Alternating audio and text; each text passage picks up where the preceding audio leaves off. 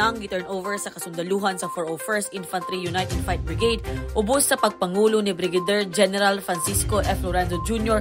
ang patayng lawas sa usa ka miyembro sa teroristang NPA nga giilang si Melvin Jacinto Tabugol alias Maro, usa ka political instructor sa Sub-Regional Center de Gravidad Southland sa Northeastern Mindanao Regional Committee. Human kinig abandonar sa iyang mga kaubanan atol sa nitamong engkwentro tali sa mga kasundaluhan o mga miyembro sa teroristang New People's Army. Gihan over sa kasundaluhan sa 41st CMO Magkahiusa Company ilalom sa 4th Civil Military Operations Kasaligan Battalion ang mga patayng lawas sa iyang pamilya ngadto sa Sitio Neptune, Barangay Diatagon, Lianga, Surigao del Sur.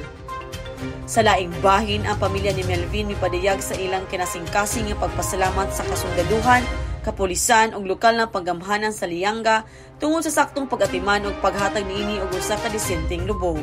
Sigon pa ni Brigadier General Francisco F. Lorenzo Jr., kini subay sa hugot nga pagsunod sa Army sa international humanitarian law ug agig pagrespeto sa tawhanong katungod ug dignidad sa tanang individual ug bisan unsa pa man ang ilang mga kalambagitan, andam gihapon nga motabang ang gobyerno.